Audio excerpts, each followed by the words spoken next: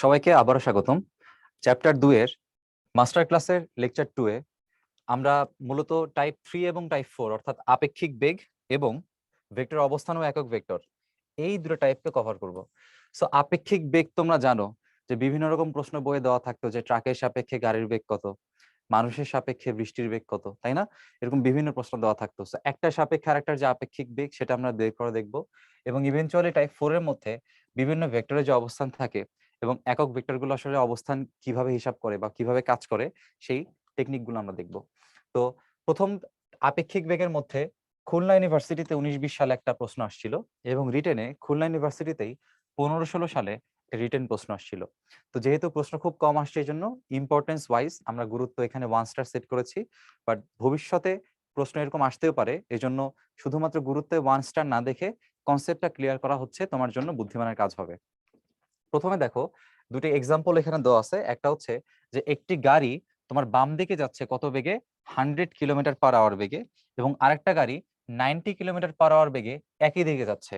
তবে এখানে একটা কথা আছে, সেটা হচ্ছে এখানে দেখো অবজারভার অথবা পর্যবেক্ষক হচ্ছে এই গাড়িতে, অবজারভার অথবা পর্যবেক্ষক হচ্ছে ডান পাশের গাড়িতে।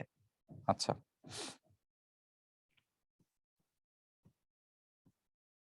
তাহলে যেটা হচ্ছে মনে রাখতে হয়, যখন আমরা হিসাব করি তখন সবসময় আমরা আসলে পর্যবেক্ষকের রেসপেক্ট হিসাব করতে হয় এবং মনে রাখবো যে সবসময় সেই পর্যবেক্ষক বা অবজারভারকে সবসময় পর্যবেক্ষক অবজারভারের যে বেগটা সেই বেগটাকে সবসময় বিয়োগ করতে হবে, বিয়োগ করতে হবে। সেই পার্টটা সবসময় মনে রাখবা। এখন দেখো তোমাকে প্রথমে যেটা বলছে যে velocity of the car on the left, এই যে বাম পাশের যে গাড়িটা আছে, বাম পাশের গাড়িটার relative to the observer is 10 kilometre per hour due west. কিভাবে এটা কাজ করে দেখো, আমার বাম পাশের গাড়ি যাচ্ছে কোন দিকে, এদিকে 100 কিলোমিটার পার আওয়ারে যাচ্ছে, আর আমার অবজারভার কোন দিকে যাচ্ছে, বাম দিকে। কিন্তু আমরা কি বলছি যে অবজারভার বা পর্যবেক্ষককে সবসময় কি করতে হবে, বিয়োগ করতে হবে। তাহলে 90 কিলোমিটার পার আওয়ার সে বাম দিকে যাচ্ছে, কিন্তু আমাদের চিন্তা করতে হবে উল্টা, যেহেতু বিয়োগ করতে হবে। তো উল্টাটা আসলে কত হবে বলো তো ভাই? উল্টাটা হবে -90 কিলোমিটার পার আওয়ার। সো এই যে উল্টায় দিলাম, উল্টায় দেওয়ার পরে দেখো তাহলে আলটিমেটলি আমার আসলে কত থাকতেছে, এই দূরে যে লব্ধিটা, এই দূরে যে লব্ধিটা সেটা আসলে কত থাকতেছে দেখো, এই পাশে 100, এই পাশে -90। সো এই দুটো যদি হিসাব করো তাহলে তোমার এই বাম দিকে কত থাকতেছে, 10 কিলোমিটার পার আওয়ার। এবং তোমরা জানো যে আমরা যখন উত্তর দক্ষিণ পূর্ব পশ্চিম ম্যাপিং করি তখন আমার এই বাম দিকটা হয় হচ্ছে পশ্চিম অথবা ওয়েস্ট এবং ডান দিকটা হয় হচ্ছে ইস্ট অথবা পূর্ব। তো যেহেতু বাম দিকে আসছে সো আমরা এটাকে বলতেছি হচ্ছে ওয়েস্ট। এই জন্য এখানে চিত্রে লিখছে যে the velocity of the car on the left relative to the observer, এই অবজারভারের সাপেক্ষে 10 kilometre per hour due west মানে পশ্চিম দিকে। সো এখানে হচ্ছে সেই ব্যাখ্যাটা করলাম। পরবর্তী যে চিত্রটা আছে দেখো, পরবর্তী চিত্রে পার্থক্য হচ্ছে যে আগে গাড়ি যাচ্ছিল বাম দিকে, এখন গাড়ি আসতেছে হচ্ছে ডান দিকে, এদিকে চলে আসতেছে মানে তোমার পূর্ব দিকে চলে আসতেছে। তাহলে দেখো আমরা অবজারভারটাকে সবসময় বিয়োগ করতে হয়, তাই না? তাহলে এটাকে চেঞ্জ করব না, এটাকে আমরা একই দিকে রাখবো, এটাকে আমরা একই দিকে রাখবো 100 কিলোমিটার পার আওয়ার। আর আমরা চেঞ্জ করব কাকে, এই 90 কে মানে পর্যবেক্ষককে আমরা হচ্ছে চেঞ্জ করবো। সো পর্যবেক্ষক ডান দিকে কাজ করবে, হ্যাঁ পর্যবেক্ষক ডান দিকে কাজ করবে, সেটা কত 90 কিলোমিটার পার আওয়ার। যেহেতু দিক উল্টাই দিছি সো মাইনাস আর না দিলেও হয়, এখানে মাইনাস আর না দিলেও হয়, শুধুমাত্র মান নিয়ে চিন্তা করতেছি, ঠিক আছে? দিক তো আমরা দিছি এখানে। তো দেখো দুইটা মিলে দুইটা একই দিকে কাজ করতেছে, তাহলে তাদের যে লব্ধিটা ফাইনাল, লব্ধিটা কোন দিক কাজ করবে, ডান দিকে। তো দুইটার যোগফল হবে কত, 190 কিলোমিটার পার আওয়ার। এটা কোন দিকে গেছে, পূর্ব দিকে গেছে, তার মানে এটা কোন দিকে গেছে, ইস্ট। সো এখানে দেখো এটাই লিখছে the velocity of the car approaching from the left relative to the observer, মানে আমার যে বাম পাশের গাড়িটা আছে সেটা পর্যবেক্ষকের সাপেক্ষে কোন দিক, ডান দিকে আসতেছে, তার আপেক্ষিক বেগটা হচ্ছে 190 kilometre per hour due east মানে পূর্ব দিকে।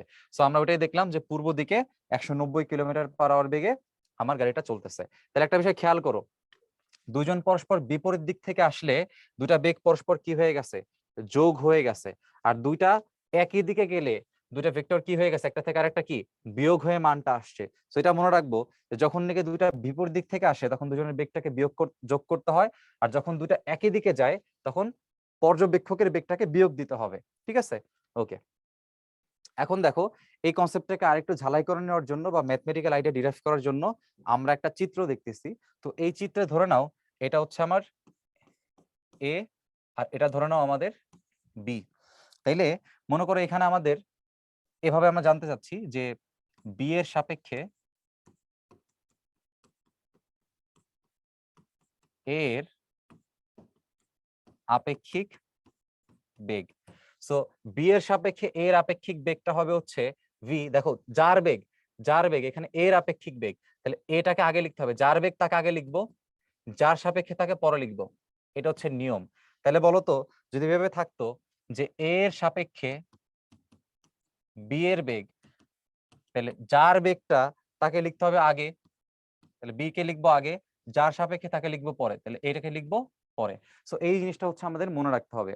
আর একটা বিষয় সেটা হচ্ছে ধর আমি যদি এখানে ভি এ বি বের করতে চাই, তাহলে এটা সূত্র হচ্ছে ভি এ মাইনাস, দেখো হিসাবটা কি বলছি, যেহেতু এ হচ্ছে আগে আছে তাহলে এর বেগ, আর যে পরে আছে সেটা হচ্ছে তার সাপেক্ষে, ওটা আমরা বলছি যার বেগ তাকে আগে লিখতে হবে, যার সাপেক্ষে তাকে পরে লিখতে হবে।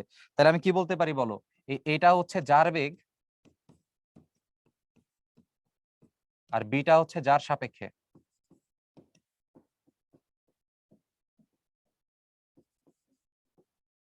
তাহলে যার সাপেক্ষে তাকে কি দিতে হয়, বাদ দিতে হয় পর্যবেক্ষককে, এজন্য ভিএ থেকে ভিবিটাকে কি দিতে হবে, বাদ দিতে হবে। ফাইন। এখন তাহলে খেয়াল করো ভিএ মাইনাস ভিবি কে আমরা অল্টারনেটিভ ভাবে কি লিখতে পারি, আমি লিখতে পারি ভিএ প্লাস মাইনাস ভিবি। তার মানে এই ভিবিটাকে কি করতে হবে, আমার উল্টাইতে হবে। সো এই বিটাকে উল্টাইয়ে ধরো আমি এদিকে মাইনাস ভিবি পাইলাম, বা এদিকে ধরো মাইনাস বি পাইলাম। এভাবে আমরা লিখে রাখি এখানে, ধরো এটাকে আমরা বললাম হচ্ছে ভিএ, এটাকে বললাম ভিবি, এটাকে আমরা বলতে পারবো মাইনাস ভিবি। সো এখানে খেয়াল করে দেখো আমার লাগবে কি, ভিএ এবং মাইনাস ভিবি এর যোগফল লাগবে, তাই না? সো ভিএ এবং মাইনাস ভিবি এর যে যোগফল, সেই যোগফলটা আসলে কোনটা, এই দিক বরাবর কিছু একটা হবে, ঠিক আছে, এই সামান্তরিকের কর্ণ বরাবর কিছু একটা হবে। তাইলে এই যে লব্ধিটা এটা হচ্ছে আমাদের ভিএ প্লাস হচ্ছে মাইনাস ভিবি। ওকে, তাহলে এখানে মধ্যবর্তী দেখো, আগে যদি কোণ আমার থাকতো আলফা, এখন এই দুইটার মধ্যবর্তী কোণ আসলে আমার কত আছে, পাই মাইনাস আলফা, তাই না? তাইলে আমার যদি এখানে এই ভিএবি এর মানটা বের করতে হয়, অর্থাৎ আপেক্ষিক বেগের মানটা যখন তোমরা বের করবা, তখন কি করতে হবে, আমরা কি করি, দুইটাকে স্কয়ার করি প্রথমে, তাহলে VA square plus VB square plus 2 VA into VB. এখানে মাইনাস ভিবি বসানো যাবে না, কারণ এখানে হচ্ছে আমরা মডুলাস মানগুলো ব্যবহার করি, ঠিক আছে? তো এখানে আমরা আসলে মডুলাস মানগুলো ব্যবহার করি। সো এটা হচ্ছে ভি এর মডুলাস আর এটা হচ্ছে মাইনাস ভিবি এর মডুলাস। সেখানে মাইনাস এমনি হয় না।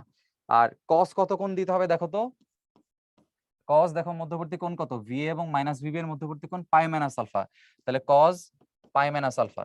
সো আমরা জানি যে কস পাই মাইনাস আলফার যে মানটা, এই কস পাই মাইনাস আলফার যে মানটা সেটা হচ্ছে মাইনাস কস আলফা, যেহেতু সেকেন্ড কোয়াড্রেন্টে আছে কসটা হচ্ছে নেগেটিভ।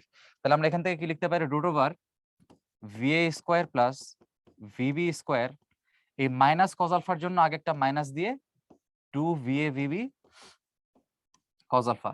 সো অনেকে মনে করে যে মাইনাসটা হচ্ছে আসলে ভিবি এর জন্য হয়েছে, আসলে কিন্তু তা না, কোণের জন্য আসলে মাইনাসটা চলে আসে।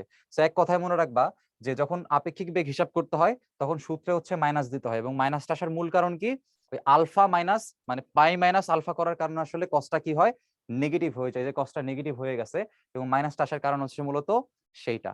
ওকে, এবং আরেকটা বিষয়, যার সাপেক্ষে হিসাব করব তাকে সবসময় কি দিব, বাদ দিব, এই বিষয়টা যেন সবার মাথায় থাকে, ঠিক আছে? এবার দেখো বলছে একটি গাড়ির বেগ ভিসি এবং যে ট্রাকের বেগ হচ্ছে ভিটি, ঠিক আছে, ভিসি ভিটি আমরা ধরলাম। একটি গাড়ির সাপেক্ষে ট্রাকের বেগ নির্ণয় করতে হবে। সো গাড়ির সাপেক্ষে ট্রাকের বেগ যেটা ভিটিসি, দেখো কার বেগ, ট্রাকের বেগ, সো টি কে আগে দিব, কার সাপেক্ষে, গাড়ির সাপেক্ষে, সো সি কে পরে দিব। সো ভিটিসির মান কি হবে, আগেরটা মাইনাস পরেরটা বিয়োগ, সো ভিটি মাইনাস ভিসি। এখন ওই ভিটিসি এর যে মানটা, এই মানটা বের করতে গেলে দেখো কি করতে হবে, ভিসি কে মাইনাস করতে হবে। সো খেয়াল করো আমার ভিসি যেটা ছিল, সেই ভিসি কে আমার কি করা লাগছে, মাইনাস করা লাগছে, কোন দিকে, উল্টা দিকে মাইনাস করা লাগছে। তার মানে আমার একটা ভেক্টর হচ্ছে আসলে এইটা, আর আরেকটা ভেক্টর কোনটা, ভিটি। তো ভিটি হচ্ছে এইটা। তো এই দুইটা ভেক্টরের মাঝামাঝি যে লব্ধিটা, সেই লব্ধি অবশ্যই দুই ভেক্টরের মাঝামাঝি এই বরাবর যাবে, এই সামান্তরিকের লব্ধি হবে, তাই না? এই সামান্তরিকটার লব্ধি হবে হচ্ছে এই ভিটিসি। তো আশা করি বুঝছি যে কিভাবে হিসাবগুলো করতে হয়। যার বেগ তাকে আগে লিখতে হবে, যার সাপেক্ষে তাকে বাদ দিতে হবে। ঠিক আছে, সো এইখানে আগের চিত্রের আলোচনা এবং এখানকার আলোচনা কিন্তু একদম হুবহু একই রকম। ঠিক আছে, এবার যদি এরকম বলতো যে আমার যে লব্ধিটা আছে, হ্যাঁ, আমার যে আপেক্ষিক বেগের দিকটা আছে সেই দিকটা আসলে কত কোণ, সেই হিসাবগুলো করার জন্য তোমাকে আগে বুঝতে হবে যে ভিটি এবং ভিসি এর মধ্যবর্তী কোণটা আসলে কত ছিল।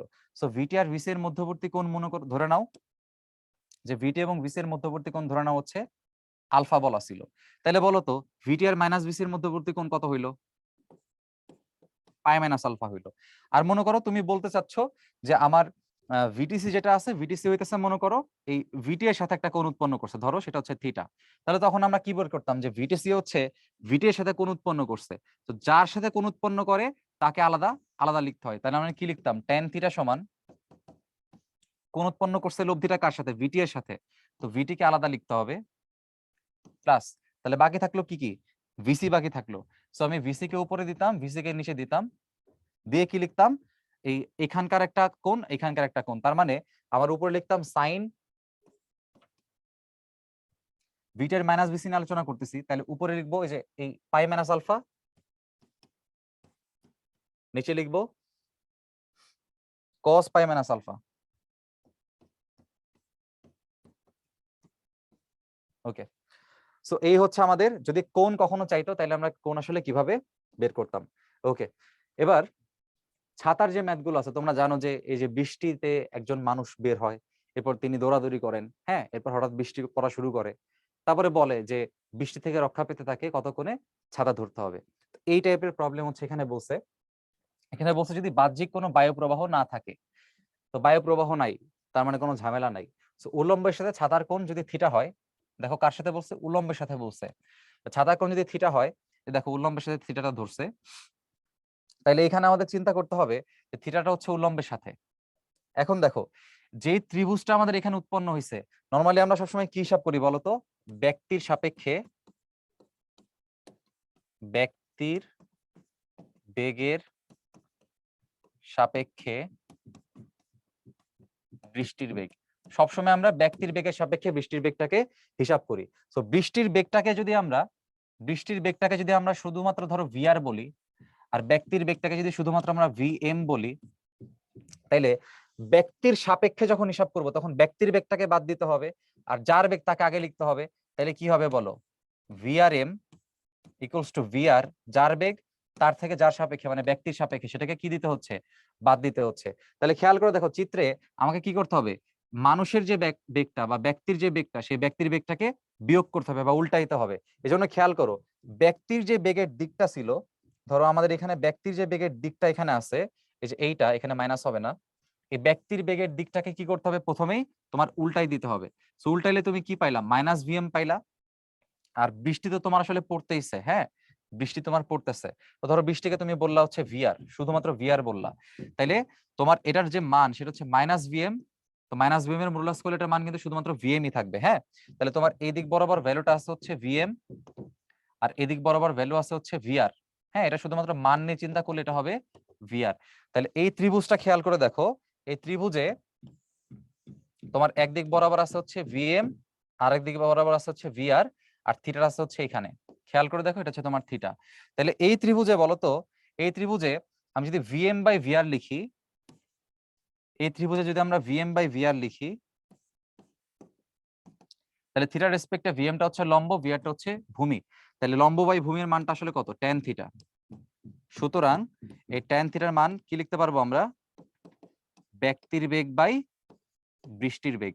তবে এই ক্ষেত্রে একটা বিষয় খেয়াল করে দেখো, এই থিটাটা হচ্ছে আমার উল্লম্বের সাথে, এই থিটাটা কোনটা হচ্ছে উল্লম্বের সাথে। তাহলে বলো যদি এমন হয় যে থিটা কোণ হচ্ছে আমার আনুভূমিকের সাথে, তাহলে তখন এই ভিএম এবং ভিআর কি উল্টায় যাবে, ঠিক আছে।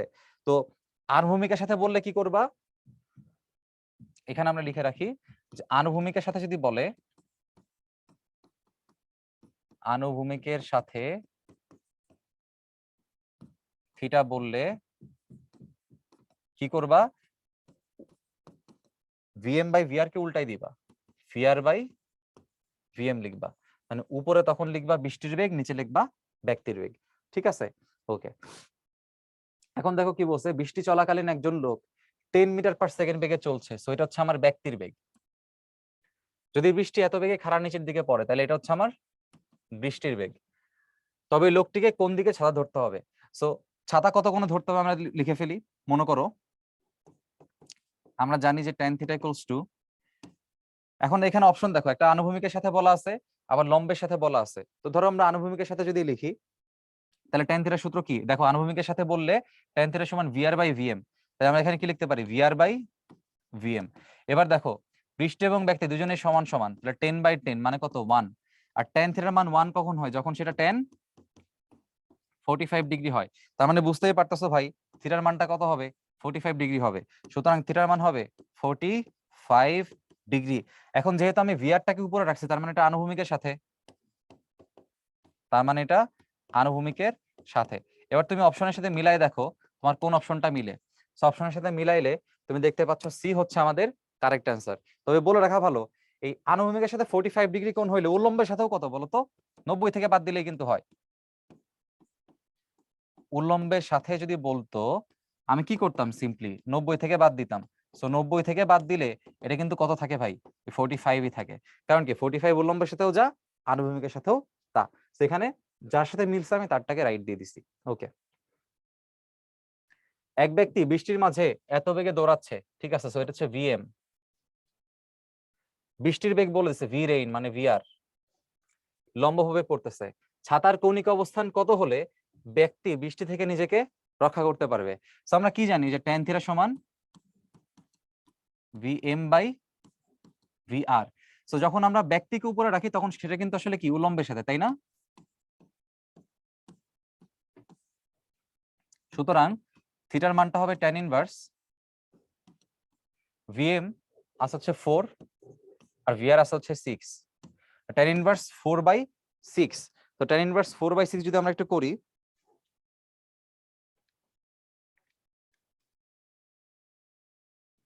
আমাদের অ্যান্সার আসে 33.69 ডিগ্রি।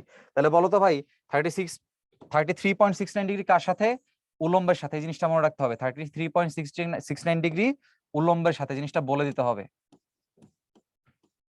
কেউ চাইলে এখানে আনুভূমিকের সাথেও বলতে পারে অ্যান্সার, কারণ কি এখানে স্পষ্ট করা নাই যে ছাতার অবস্থানটা আসলে কিভাবে রাখতে হবে। ঠিক আছে, তো কিছুই না বললে তোমরা উল্লম্বের সাথে অ্যান্সারটা দিতে পারো। সো আনুভূমিকের সাথে বললেও তোমার অ্যান্সারটা হয়ে যাবে, সমস্যা নেই। আচ্ছা, এবারে ভেক্টরের অবস্থান এবং একক ভেক্টর। সো গুরুত্ব বিবেচনায় দেখতেই পাচ্ছ এটাকে 3 স্টার রাখা হয়েছে, কারণ এটা হচ্ছে গুচ্ছ, জাহাঙ্গীরনগর, খুলনা ইউনিভার্সিটি, চট্টগ্রাম ইউনিভার্সিটিতে অনেকবার আসছে। তাহলে প্রথম যে টাইপটা দেখো অবস্থান এবং একক ভেক্টরের, সেটা হচ্ছে একটা পজিশন ভেক্টর দেওয়া আছে বা একটা অবস্থান ভেক্টর দেওয়া আছে। হ্যাঁ, এই পজিশন ভেক্টর মানেই হচ্ছে আমাদের অবস্থান ভেক্টর।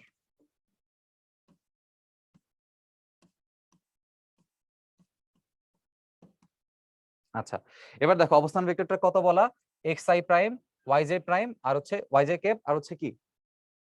তাইলে এখন এই যে অংশটা আছে আমার এক্স অক্ষ বরাবর, এক্স অক্ষ বরাবর তার মান আছে হচ্ছে দেখো এক্স, ওয়াই অক্ষ বরাবর তার মানটা আছে হচ্ছে তোমার ওয়াই, আর জেড অক্ষ বরাবর আছে হচ্ছে জেড।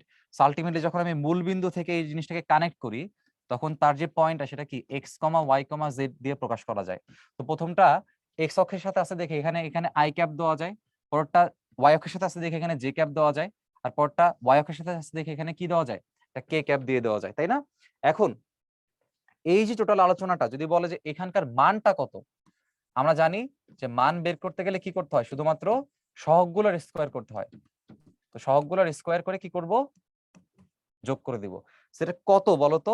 এটা কিন্তু ত্রিমাত্রিক অক্ষব অবস্থা, মানে 3 ডাইমেনশনাল। ঠিক আছে, তাহলে যদি 2 ডাইমেনশনাল থাকতো, ধরে নাও যে তোমার একদিক বরাবর, ধরে নাও তোমার একদিক বরাবর এরকম একটা পি ভেক্টর আছে, অথবা ধরো হ্যাঁ এটা ধরো পি ভেক্টর। তাহলে পি ভেক্টরকে পাওয়ার জন্য তোমার কিন্তু একটা এরকম এক্স অক্ষ যাওয়া লাগছে, আর একটা হচ্ছে তোমার এরকম ওয়াই অক্ষ যাওয়া লাগছে। ঠিক আছে, তাহলে আমার যদি এতটুকুর মান এক্স হয়, এতটুকুর মান যদি ওয়াই হয়, তাহলে এক্স অক্ষ বরাবর গেলে তার সাথে একটা কি লাগাই দিতে হয়? আই ক্যাপ লাগাইতে হয়। ওয়াই অক্ষ বরাবর গেলে তার সাথে কি লাগাইতে হয়? জে ক্যাপ লাগাইতে হয়। তার মানে ওই পি এর ভেক্টরের যে মানটা, সেই পি ভেক্টরের মানটা আসলে কত দাঁড়াবে বলো তো? X y cap plus y j cap, এটা তোমরা জানো। তাহলে এটার যদি মান বের করতে হয়, দেখো √x² প্লাস y², এই যে মানটা, এই মানটা বলতো কোন অক্ষে অবস্থান করবে, অথবা লব্ধিটা কোন অক্ষে অবস্থান করবে বলতো? এই লব্ধিটা দেখো এটা 2 ডাইমেনশনাল, একটা হচ্ছে এক্স অক্ষ আর এটা হচ্ছে ওয়াই অক্ষ। তো এই লব্ধিটাও কিন্তু আসলে কোন অক্ষে থাকবে বলতো? এক্স ওয়াই তলে থাকবে, এক্স ওয়াই সমতলে থাকবে, ঠিক আছে। তো দ্বিমাত্রিক অক্ষ ব্যবস্থায় তোমার আসলে এক্স ওয়াই তল বাদে আসলে কিছু নাই, এই জন্য এখানে এক্স ওয়াই তল, আর এখানে যেহেতু তিনটা মাত্রাই আছে সেটা হচ্ছে এক্স ওয়াই জেড তল, হ্যাঁ, ত্রিমাত্রিক অক্ষ ব্যবস্থা। ওকে, এখন আমরা একটা ছোট্ট কনসেপ্ট দেখার চেষ্টা করব। দেখো মাঝে মধ্যে ধরো তোমাকে একটা ভেক্টর দিতে পারে, ধরো তোমার ভেক্টরটা হচ্ছে এরকম, ঠিক আছে, এবং তোমার এই যে যেহেতু দেখতে পাচ্ছ এখানে এক্স আছে, ওয়াই আছে, জেড আছে, তার মানে এটা বুঝতেই পারতেছো এটা হচ্ছে একটা ত্রিমাত্রিক অক্ষ ব্যবস্থা, এবং ত্রিমাত্রিক অক্ষ ব্যবস্থায় এক্স এর মান, ওয়াই এর মান এবং জেড এর মান তিনটাই থাকে। তাইলে তোমার ধরো এখানে অক্ষ ব্যবস্থায় এক্স আছে, ওয়াই আছে, জেড আছে, তিনটাই আছে। এখন এইখানের যে অবস্থান ভেক্টরটা, এই অবস্থান ভেক্টরটা খেয়াল করো, এই এক্স অক্ষের সাথে একটা কোণ উৎপন্ন করছে, আমি ধরলাম এটা হচ্ছে আলফা। এই অবস্থান ভেক্টরটাই ওয়াই অক্ষের সাথে একটা কোণ উৎপন্ন করছে, ধরলাম সেটা হচ্ছে বিটা। আর এইটাই জেড অক্ষের সাথে একটা কোণ উৎপন্ন করছে, আমি ধরলাম সেটা হচ্ছে গামা। এরকম বলতে পারে যে অক্ষত্রয়ের সাথে উৎপন্ন কোণ বের করো। তাহলে দেখো যদি এরকম আমাদের কখনো বলে যে অক্ষত্রয়ের সাথে উৎপন্ন কোণ নির্ণয় করো, সেক্ষেত্রে কি করবা? অক্ষত্রয়ের সাথে উৎপন্ন কোণ বের করার ক্ষেত্রে আগে দেখতে হবে কার সাথে কি আছে। তো তুমি তো বুঝতেইছো যে এইখানকার যে আর আর ভেক্টর যেটা আছে তার তিনটা অংশ, একটা হচ্ছে এক্স, একটা ওয়াই আর একটা হচ্ছে জেড। তাহলে তোমার যদি শুধুমাত্র এক্স অক্ষের জন্য বের করতে বলে, তাহলে এক্স অক্ষের সাথে আমরা কত কোণ ধরছি? আলফা ধরছি। তাহলে তোমার এই আলফার মানটা হবে হচ্ছে কজ ইনভার্স, কি করবা দেখো, নিজে সবসময় মান দ্বারা ভাগ করতে হয়। সো এই আর ভেক্টরটার মান কত হবে বলতো? আর ভেক্টরের মানটা হবে হচ্ছে √(x² + y² + z²). ওকে, সো নিচে সবসময় মান দ্বারা ভাগ করতে হবে। সো নিচে কি করব? নিচে এটার আমরা মান লিখে দিব, ঠিক আছে। উপরে কি করব? উপরের বিষয়টা হচ্ছে ইম্পর্টেন্ট, যে অক্ষের সাথে কোণ বের করতে বলছে শুধুমাত্র সে অংশকে রাখবো। তাহলে উপরে দেখো এক্স অক্ষের সাথে কোণ উৎপন্ন যদি করতে বলে, যদি আমাকে এটা বলে, যদি এক্স অক্ষের সাথে যদি বলে, তাইলে এক্স অক্ষের সাথে কোন অংশটা আছে? এক্স অক্ষটা আছে, শুধুমাত্র এখানে কোন অংশ লিখবো? এক্স লিখবো। আবার যদি তোমাকে ধরো বলছে যে ওয়াই অক্ষের সাথে কত কোণ, ওয়াই অক্ষের সাথে কোণ দেখো কত বলছে? বিটা। তাহলে বিটার মান হবে কজ ইনভার্স, নিচে সবসময় মান দ্বারা ভাগ দিব, আর উপরে হচ্ছে ওই অক্ষেরই মানটা বসাবো, সহগটা বসাবো। ওই অক্ষের মানটা হচ্ছে এখানে ওয়াই, উপরে ওয়াই লিখবো। আর যদি বলতো জেড অক্ষের সাথে উৎপন্ন কোণ, তো জেড অক্ষের সাথে উৎপন্ন কোণ দেখো কত? গামা। তাহলে গামার মান হবে কজ ইনভার্স, নিচে টোটাল মানটা বসাই দিব যে √(x² + y² + z²। তাহলে নিচে এই মানটা বসাবা, আর উপরে কি করবা? এই জেড অক্ষের স্থানাঙ্কে যতগুলো ভ্যালু থাকবে, এখানে 5 থাকলে 5, 10 থাকলে 10, 11 থাকলে 11, সেখানে উপরে শুধুমাত্র কি বসাবো? মানটা বসাবো। আচ্ছা, এখন আসি, এটা হচ্ছে আমাদের এক্স অক্ষ।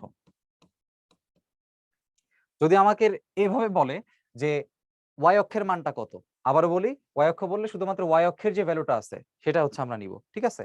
ওকে, আশা করি জিনিসটা বুঝতে পারছি। এবারে আমরা মূলত হচ্ছে অবস্থান ভেক্টরকে আরো যে ভাবে প্রকাশ করা যায় সেটা হচ্ছে দেখার চেষ্টা করব। সো প্রথমে যদি তোমরা এই ত্রিভুজটা দেখো, দেখো এখানে কি বলছে যে মূল বিন্দুর সাপেক্ষে পি এবং কিউ এর অবস্থান ভেক্টর হচ্ছে ওপি এবং ও কিউ। এই যে পি বিন্দু মূল বিন্দুর সাপেক্ষে যদি তাকে প্রকাশ করো, তোমাকে অবশ্যই কি ওপি বরাবর বলতে হবে। আর কিউ বিন্দু মূল বিন্দু সাপেক্ষে বললে অবশ্যই ও কিউ বলতে হবে, ঠিক আছে, সেটা কোনো সমস্যা না। এখন পি এর সাপেক্ষে কিউ এর যে অবস্থান, এটা দুই ভাবে চিন্তা করতে পারো। একটা হচ্ছে পি কিউ এর মানটা হবে ফাইনাল মাইনাস ইনিশিয়াল, ঠিক আছে। তাহলে আমরা এখানে লিখলাম শেষ মাইনাস আদি। এখন এই যে শেষ মাইনাস আদি লিখলাম, এখানে শেষটা আসলে কে দেখো তো? শেষ হচ্ছে কিউ আর আদি হচ্ছে পি। এবার এই যে শেষ এবং আদি, এটা কাদের সাপেক্ষে বের করা দেখো তো? মূলবিন্দুর সাপেক্ষে বের করা। অর্থাৎ পি এবং কিউ এর মান তো আসলে অ্যাবসলিউট না, মূলবিন্দুর সাপেক্ষে বের করা। এই জন্য তাদের আগে একটা ছোট করে কি দিতে হবে? এই ও দিতে হবে, কারণ কি ওটা হচ্ছে আমাদের মূলবিন্দু, ঠিক আছে। এখন দেখো ওপি vector minus O Q vector আমরা মাইনাস করব। সো এটাকে পি কিউ কে আমরা ওপি মাইনাস ও কিউ ভাবে লিখতে পারি বা ভাবে চিন্তা করতে পারি। আর এক ভাবে চিন্তা করতে পারি, দেখো এটা ত্রিভুজ বিধিতে প্রমাণ করতে পারি। ত্রিভুজ বিধি অনুসারে, দেখো ত্রিভুজ বিধি অনুসারে আমাদের নিয়ম কি দেখো, এই ওপি আর পি কিউ এই দুটো যোগ করলে ওপি আর পি কিউ যোগ করলে কি পাবা? ও কিউ পাবা। ঠিক আছে, ওপি আর পি কিউ যোগ করলে ও কিউ পাবা। তাহলে সমান সমান হচ্ছে আমরা লিখতে পারবো ও কিউ। তাহলে এখান থেকে যদি আমাদের মান বের করতে হবে কার? পি কিউ এর, তাহলে আমাদের পি কিউ এর মানটা হবে ও কিউ মাইনাস ওপি। ঠিক আছে, সো ত্রিভুজ বিধি দিয়েও দেখো আমরা একই মান এখানে মোটামুটি প্রমাণ করতে পারি। তাইলে এখানে আমাদের শেষ বিন্দুর যে মানটা, শেষ বিন্দুর মানটা কিন্তু ও কিউ হবে।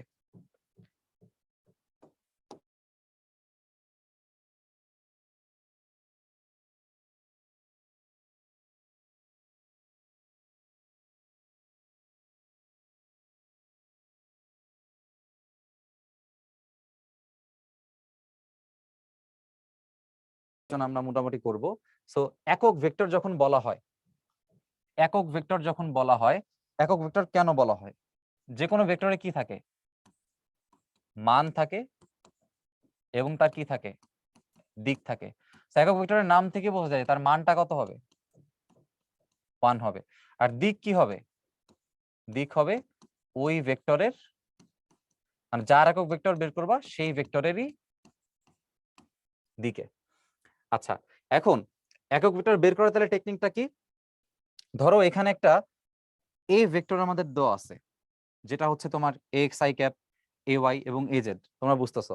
তাহলে এটার মান কেমনে বের করছে? সবগুলো সহগকে কি করছে? স্কোয়ার করছে। এখন একক ভেক্টর বের করার নিয়ম হচ্ছে ওই এ ভেক্টর যেটা বের করতেছো, তাহলে ছোট হাতের একটা এ দাও, দিয়ে তার মাথায় একটা কি দিয়ে দাও? একটা হ্যাট দিয়ে দাও। তাহলে এ হ্যাট যেটা আছে এটার মান কি হবে? এটার মান হবে ভেক্টর ডিভাইডেড বাই স্কেলার। এই একক ভেক্টরের মান সবসময় কি হবে? সবসময় ভেক্টর ডিভাইড বাই স্কেলার হবে। কারণ কি? দেখো, একক ভেক্টর সমান যদি আমি এরকম ভেক্টর বাই স্কেলার বলি, দেখো এইভাবে চিন্তা করা যায় যে তোমার যেই ভেক্টরটা তার কি থাকে? মান থাকে এন্ড দিক থাকে। আর স্কেলারে শুধুমাত্র কি থাকে? মান থাকে। তাহলে একটু এভাবে মজা করে চিন্তা করো, যেখানে মান এবং মান বাদ যায়, মান এবং মান বাদ যেয়ে মান থাকে হচ্ছে কাটাকাটি গেলে কত থাকে? 1 থাকে। আর তার সাথে একটা কি থাকে? দেখো, দিক থাকে। সো মান এই জন্য হয়ে যায় 1, আর দিক হচ্ছে ওই ভেক্টরের, এই ভেক্টরের দিক হয়। তাইলে আমরা কি করছি? দেখো, একক ভেক্টর হচ্ছে ভেক্টর বাই স্কেলার। সো উপর হচ্ছে ভেক্টর রাখতে হবে, নিচে হচ্ছে স্কেলারটাকে রাখতে হবে। ওকে, এবং একক ভেক্টরকে কখন ব্যবহার করা হয় এটা হচ্ছে মাথায় রাখবো। একক ভেক্টরকে হচ্ছে দিক নির্দেশ করতে মূলত ব্যবহার করা হয়। কারণ কি? কারণ যার সাথেই গুণ দাও তার মানটা তো সে চেঞ্জ করতে পারে না। তাহলে একক ভেক্টরের ব্যবহারটা কি আসলে বলতো? একক ভেক্টরের ব্যবহার হইতেছে দিক নির্দেশ করা, দিক নির্দেশ করা। ঠিক আছে, মানকে সে চেঞ্জ করতে পারবে না, কারণ তার নিজের মানই হচ্ছে 1। যার সাথে গুণ হবে তার ওই মানটাই থাকবে, চেঞ্জ হবে না। কিন্তু দিকটাকে সে অ্যাড করতে পারবে। কারো মান যদি ভেক্টরের কারো কোনো একটা স্কেলার মান যদি 5 হয়, তার সাথে তুমি যদি একটা একক ভেক্টর গুণ করে দাও, ধরো এ ক্যাপ গুণ করে দিলা বা এ হ্যাট গুণ করে দিলা, তাহলে সেটা নিজে একটা কিন্তু ভেক্টর হয়ে গেছে। ধরো সেটা হচ্ছে একটা নতুন ভেক্টর হয়ে গেছে। ঠিক আছে, স্কেলারের সাথে একক ভেক্টর গুণ করলে সেটা একটা কি হয়ে যায়? ভেক্টর হয়ে যায়। এবারে দেখো, কোন ব্যক্তি সূর্যোদয়ের দিকে এত কিলোমিটার যাওয়ার পর দক্ষিণ দিকে 3 মিটার যায়, তার অতিক্রান্ত দূরত্ব সরণের পার্থক্য কত? আচ্ছা, তো সূর্য উদয় হয় আসলে কোথায়? সূর্যাস্ত হয় কোথায়? সূর্য উদয় হয় কোথায় বলো? পূর্বে। আর সূর্যাস্ত হয় কোথায়? পশ্চিমে। তাইলে তোমার সূর্যোদয় যেটা, এটা বোঝাইছে কি? পূর্ব। তাইলে ওই ব্যক্তি, আমরা জানি আমাদের পূর্ব দিক হচ্ছে ডান দিকটা, আর পশ্চিম হচ্ছে বাম দিকটা, উত্তর হচ্ছে উপরে, দক্ষিণ হচ্ছে নিচে। তাইলে পূর্ব দিকে সে প্রথমে গেছে 4 মিটার, এরপর সে 3 মিটার গেছে দক্ষিণ দিকে। তাহলে বলতো তার যে সরণ সেটা কোনটা হয়েছে? আদি বিন্দু থেকে শেষ বিন্দু, তার এটা হচ্ছে সরণ। তাহলে সরণের যে মান সেটা দেখো পিথাগোরাস দিয়ে করা যায়, √4 স্কয়ার প্লাস 3 স্কয়ার। তার অ্যান্সার কত হবে? 5 হবে। 4 আর 3 থাকলে কি হয়? 5 হয়, আমরা আগেই বলছিলাম। আর আরেকটা বলছে অতিক্রান্ত দূরত্ব। তো অতিক্রান্ত দূরত্ব যখন হিসাব করা হয়, তোমরা জানো যে দূরত্ব হচ্ছে স্কেলার রাশি। তাহলে এই ক্ষেত্রে আর এত দিক হিসাব করা যাবে না। জাস্ট যোগ করতে হবে সরলরেখিক দূরত্ব। তাহলে 4 আর 3, তার মানে কত? 7 মিটার। এবার বলছে অতিক্রান্ত দূরত্ব এবং সরণের পার্থক্য। সরণ আসছে 5 আর দূরত্ব আসছে 7, তাহলে পার্থক্য কত?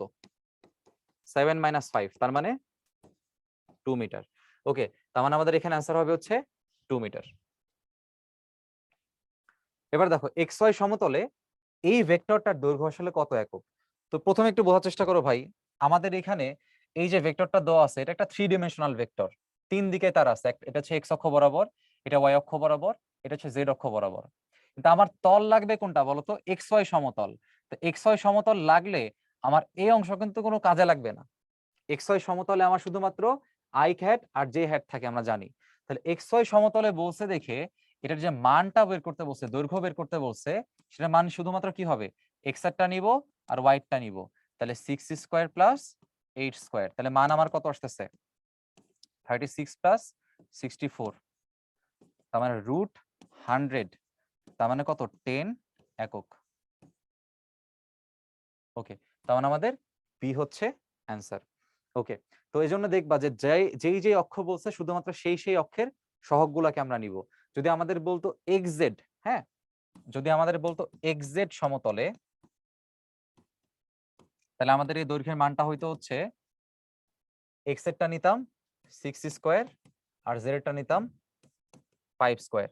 তো তখন আমার মানটা এরকম হইতো যে √36 প্লাস হচ্ছে 25, তাহলে তোমার হচ্ছে কত? 41 হয় এখানে, আর 61, তখন √61 একক হইতো। ঠিক আছে, আশা করি বুঝছি যে কিভাবে আসলে তলগুলো হিসাব করতে হয়। আচ্ছা, এই ভেক্টরের মান কত? এই চ্যাপ্টারের সবথেকে সহজ প্রশ্ন হচ্ছে এটা আসছে জাহাঙ্গীরনগর 18-19 সালে। তো আমরা জানি যে কোনো মান বের করতে গেলে কি করতে হয়? রুট করে সহগগুলো কি স্কয়ার করতে হয়। সো আমি একটু যোগ করি, এটা হচ্ছে কত আসতেছে? 9, এটা 16, এটা হচ্ছে 144, তাহলে এই দুটোর মধ্যে 25, এটা হচ্ছে 144, তো 169, তার মানে অ্যান্সার আসবে হচ্ছে 13। সো এখানে ভেক্টরের মান হবে 13। এবারে দেখো, এটা তুলনামূলক একটা সহজ প্রশ্ন। এটা হচ্ছে খুলনা ইউনিভার্সিটিতে আসছে 18-19 সালে, যে রেজা তার বাড়ি থেকে বের হয়ে প্রথমে উত্তর দিকে গেছে, এরপরে সে পশ্চিম দিকে 10 কিলোমিটার গেছে। ঠিক আছে, তাহলে রেজার যে হিসাবগুলা আমরা চিত্র দিয়ে বুঝি, নাহলে রেজা যে কোথায় যাবে আমরা তাকে ট্রেস করতে পারবো না। তো ধরো রেজা প্রথমে উত্তর দিকে গেছে, নিচে আছে ধরো দক্ষিণ, ডান পাশে পূর্ব, আর বাম পাশে পশ্চিম। এবার দেখো, প্রথমে উত্তর দিকে গেছে 15 কিলোমিটার, ঠিক আছে, তো ধরো এটা হচ্ছে 15 কিলোমিটার। এরপর সে পশ্চিম দিকে 10 কিলোমিটার গেছে, সো পশ্চিম দিকে, তো পশ্চিম দিকে সে গেল 10 কিলোমিটার।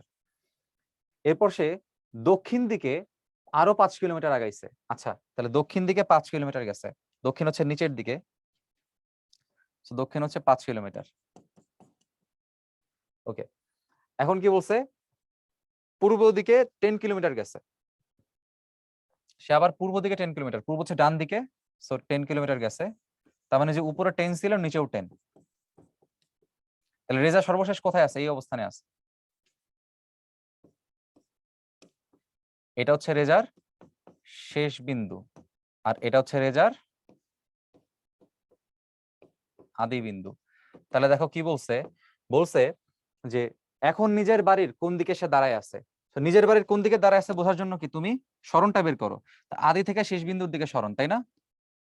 এই সরণটা কত দেখো, টোটালটা হচ্ছে কত কিলোমিটার? টোটালটা হচ্ছে 15 কিলোমিটার, টোটালটা হচ্ছে 15 কিলোমিটার। হ্যাঁ, তাহলে এই টোটালটা হচ্ছে 15 কিলোমিটার, আর তোমার যে এতটুকু হচ্ছে 5, মানে এতটুকু হচ্ছে তোমার 5, তাহলে অবশ্যই অবশ্যই তোমার এতটুকু কত হবে? 10 কিলোমিটার হবে। 10 কিলোমিটার হচ্ছে তোমার মান, কিন্তু কোন দিকে গেছে দেখো? উত্তর দিকে গেছে, তার মানে কি হবে? 10 কিলোমিটার উত্তর। যাই হোক, এখানে মান চাই নাই, শুধুমাত্র দিক জিজ্ঞাসা করছে, তো আমরা বুঝতেছি যে আসলে উত্তর দিকে গেছে, তার মানে নিজের বাড়ির কোন দিকে সে দাঁড়ায় আছে? উত্তর দিকে সে দাঁড়ায় আছে। আচ্ছা, এবার দেখো বলছে মান শূন্য নয় এরকম একটি একক ভেক্টরকে তার মান দিয়ে ভাগ করলে কি পাওয়া যায়। তো দেখো আমরা জানি যে একক ভেক্টরের শর্ত হচ্ছে একটা ভেক্টরকে তার অশূন্য মান দ্বারা ভাগ দিতে হয়। এখানে কিন্তু ভেক্টরের মানটা কি হতে পারবে না? শূন্য হইতে পারবে না, কারণ তোমরা জানো শূন্য হইলে একক ভেক্টর হচ্ছে ইনফিনিটি হয়ে যাচ্ছে এখানে, বা অনির্ণয় অসংজ্ঞায়িত হয়ে যাচ্ছে।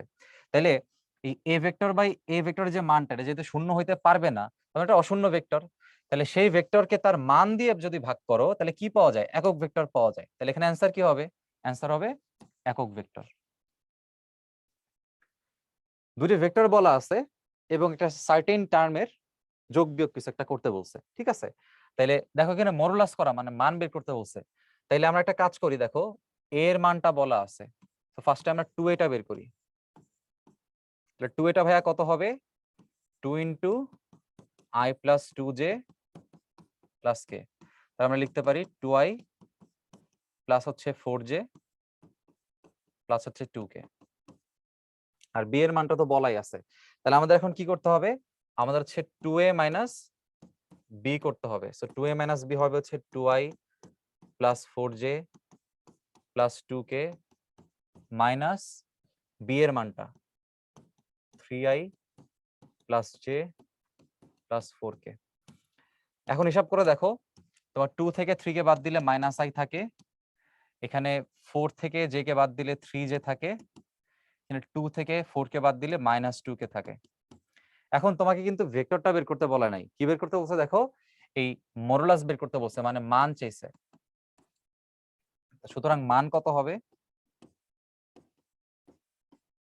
মান হবে এই যে সহগগুলো আছে সহগগুলোর স্কয়ার, তার মানে -1 স্কয়ার, 3 স্কয়ার, -2 স্কয়ার। মাইনাস না নিলেও হয়, জাস্ট ফর্মালিটি। তাহলে এখানে কত আছে? 1 প্লাস 9 প্লাস 4। তাহলে কত আসে এখানে দেখো, 9 আর 1 10, 14। অ্যান্সার আসতেছে 14। সো চাইছে অ্যান্সার কত? আমাদের অ্যান্সার আসলে হচ্ছে 14। ওকে, সো এরই মাধ্যমে আমাদের ভেক্টরের লেকচার 2 শেষ। তোমাদের সাথে আবারও দেখা হচ্ছে লেকচার 3 তে।